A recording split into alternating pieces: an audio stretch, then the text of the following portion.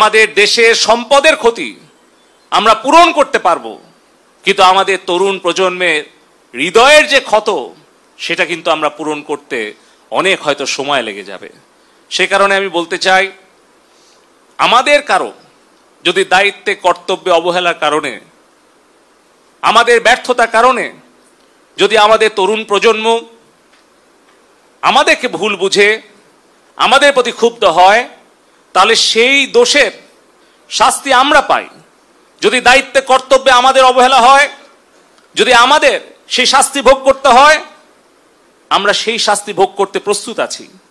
যে কোনো সিদ্ধান্ত মাথা পেতে নিতে রাজি আছি। কিন্তু আমাদের কষ্ট হয় যখন আমাদের কোনো ভুল বা আমাদের কোনো ব্যর্থতার কারণে আমাদের প্রাণপ্রিয় নেত্রী জননেত্রী শেখ হাসিনাকে দোষারোপ করা হয়, তার বিরুদ্ধে সমালোচনা এবং ষড়যন্ত্র করা হয়। সে কারণে আমি আবারও বলবো, আমাদের দেশের 5 কোটি ছাত্রছাত্রী ভাই বোনেরা আছে, আমাদের যদি কোনো ভুল হয়, অপরাধ হয়, তাহলে সেই ভুলের শাস্তি বা সংশোধনের সুযোগ আপনারা আমাদেরকে দিবেন। কিন্তু মাননীয় প্রধানমন্ত্রী জননেত্রী শেখ হাসিনাকে দয়া করে আপনারা ভুল বুঝবেন না। কারণ জননেত্রী শেখ হাসিনা যদি নিরাপদ না থাকেন, তাহলে বাংলাদেশ নিরাপদ থাকবে না। আমাদের সামনে উদাহরণ আছে সিরিয়া, ইরাক, মিশর, কিভাবে ষড়যন্ত্রমূলকভাবে সেই দেশের সরকার সেই দেশকে কিভাবে ধ্বংস করে আজকে গোটা প্রজন্মকে গত 20-30 বছরে ধ্বংস করে দেওয়া হয়েছে। আমরা যেন সেই ধ্বংসের মুখে, সেই ধ্বংসের পথে আমরা বাংলাদেশকে না নেই।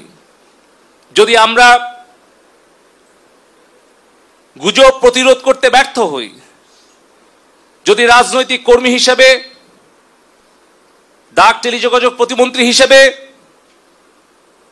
যদি সাইবার নিরাপত্তা নিশ্চিত করতে ব্যর্থ হই, তাহলে আমার আওয়ামী লীগের, ছাত্রলীগ, যুবলীগের সহযোগী সংগঠনের নেতা কর্মীরা আপনারা আমাকে দোষারোপ করেন, আমাকে শাস্তি দেন, কিন্তু আমাদের প্রাণপ্রিয় নেত্রী জননেত্রী শেখ হাসিনা আজকে যে সংকটময় অবস্থায় নেতৃত্ব দিচ্ছেন, তার হাতকে শক্তিশালী করুন।